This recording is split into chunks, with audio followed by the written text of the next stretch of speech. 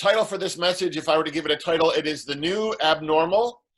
You know, ever since the restrictions and the cancellations and the changes began a few weeks ago, right? Way back before we used terms like social distancing or self-isolation or flattening the curve, right? We've all been asking the same question. People ask me that question all the time. The question that they ask me is, when will things get back to normal? And they won't. Returning to normal, right, the idea would involve some precise dividing line by which we could delineate the end of this time and the beginning of something else, right? It would suggest that if there was a defining line between what we're going through now and the life that we're going to live after, that assumes that we could even cross that line without carrying these days with us. And that, of course, is an impossibility, right? We can't ever leave anything fully behind in our lives, can we? And you and me, we're all walking around with the emotional souvenirs of every day that we've lived here. And we are going to be carrying the souvenirs emotionally of these days that we're living right now. Because we know that, like, all our experiences, they all renovate us, right? They all reshape us. We absorb and we internalize everything that happens, every word spoken into us, every experience we have, every thought in our heads. It gets stored up. All these experiences, they get logged in our bodies, they get logged in our minds. And so the first thing I want to ask you is to think about, how are these days renovating you? How are you being reshaped by what you're going through right now? What kind of thoughts are you thinking? How are these days sort of dredging up the fears that you already had, or how are they showing you new things about yourself? Because right now, in the middle of all this, you are being shaped and reshaped, and you're learning and you're growing. So hopefully, hopefully soon the virus, the spread of this thing is going to slow, and we'll see some of the recognizable rhythms of our life return, right? We'll go back to work, or some of us will go back to school, or we'll go to a sporting event.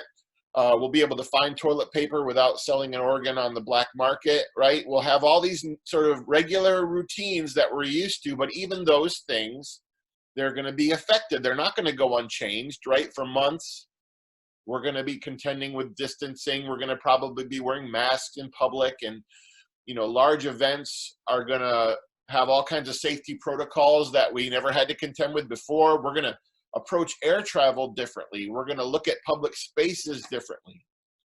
If we're responsible human beings, right, we're all going to have to change our habits, and we're going to use caution until a vaccine is available. Some of us are going to have to find new jobs, or we're going to have to alter our spending habits. We're going to have to reschedule events and plans that were interrupted.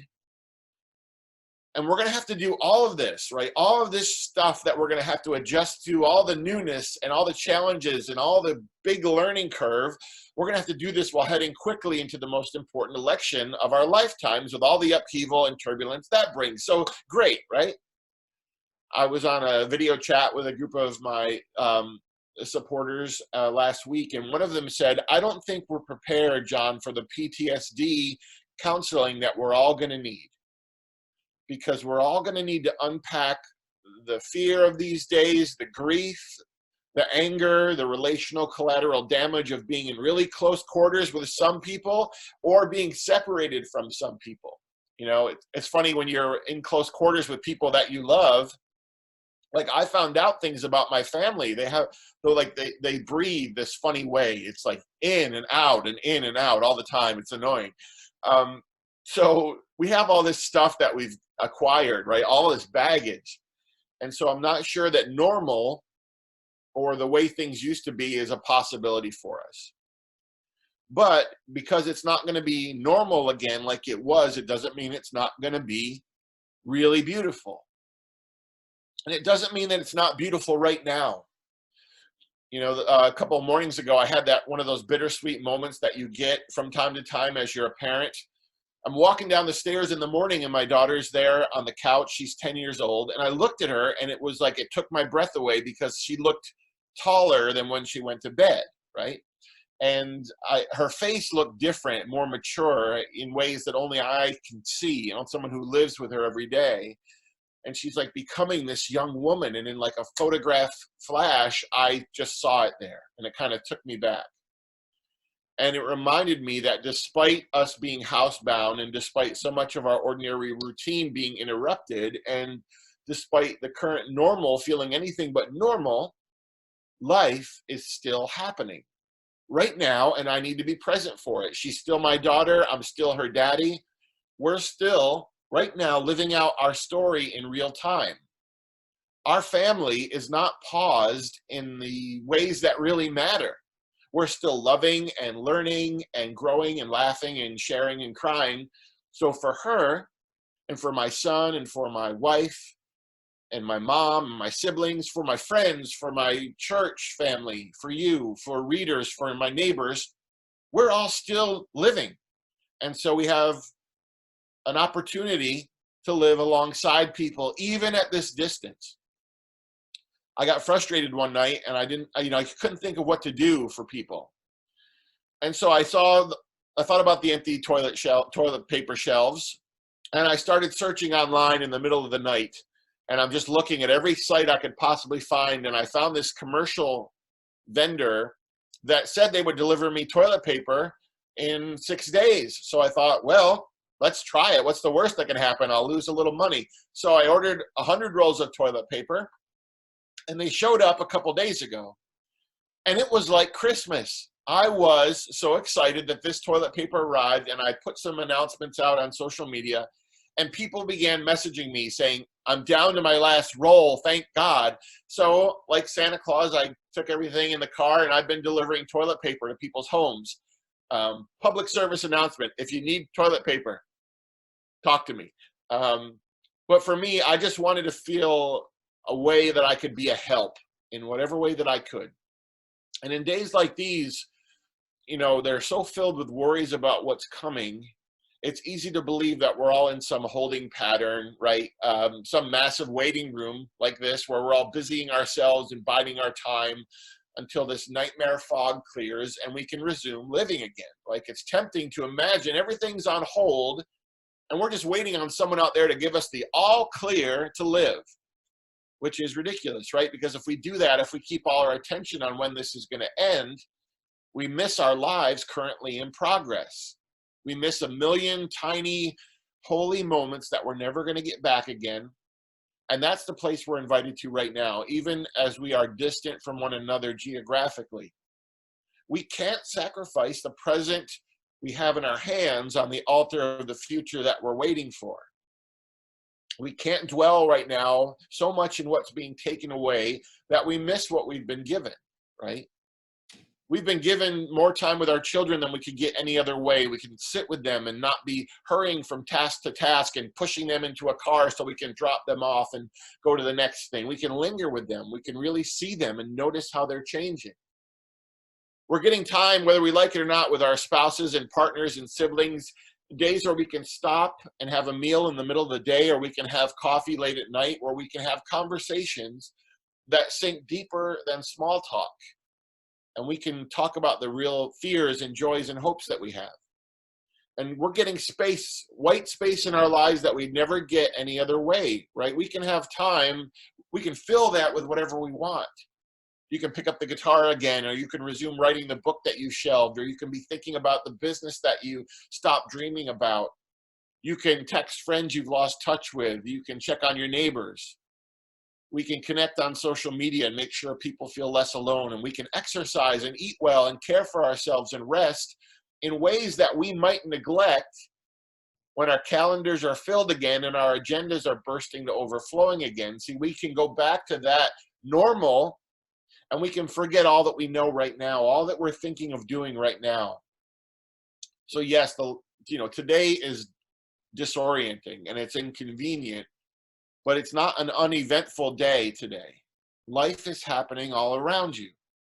Your children are growing at lightning speed, and your relationships are waiting for you to be present, and your mind is not stuck in quarantine. It is free to create and plan and dream and be creative.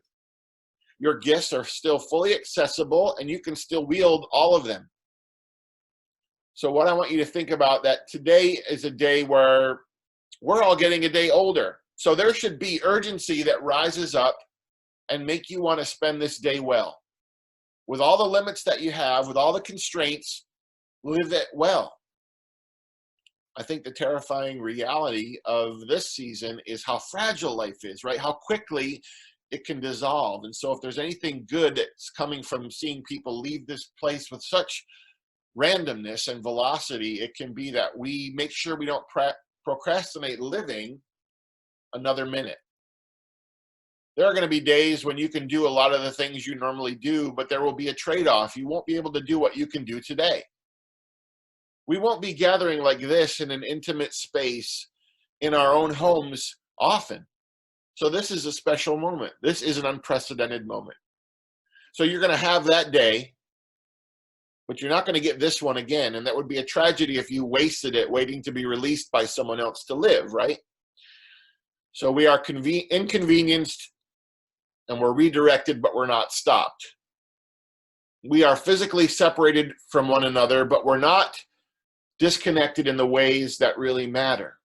We are still a community. So you're frustrated and you're tired and you're worried, but you are alive. And that's a pretty important detail not to miss, right?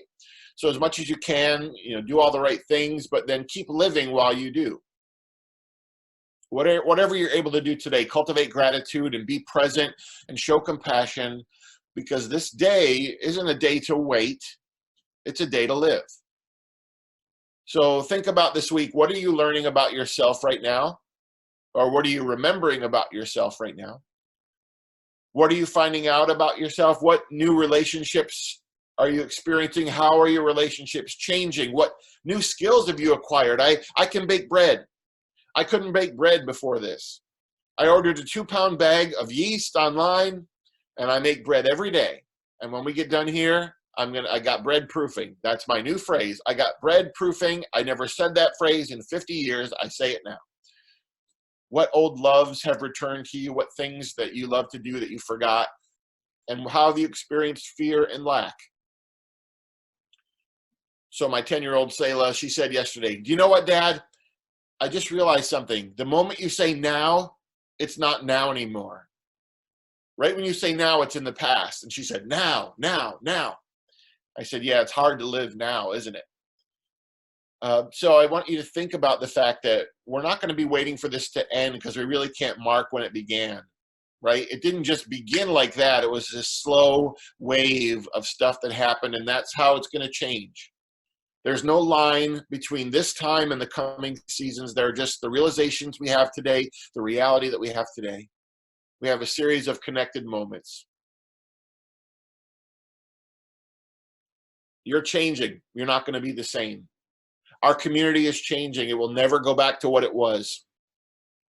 Something else is going to come to interrupt our plans and our comfort and our security and our routine, and we'll have that series of presence, that series of nows to choose within. So I think normal is a relative term. So we're not going to be the same for a long time, but we can be better. We can come through this with a different appreciation for people we love. We can find joy in the simple things we've forgotten were so readily available to us before. We can have a greater compassion for the pain of people around us. We can aspire to living more intentionally, given that we recognize how fragile life is. So I'm not sure normal is an option, but if we do it right, we'll embrace the new abnormal together. And I'm grateful for you. I'm grateful for this very abnormal, beautiful community. So today, as much as ever, be encouraged. Amen.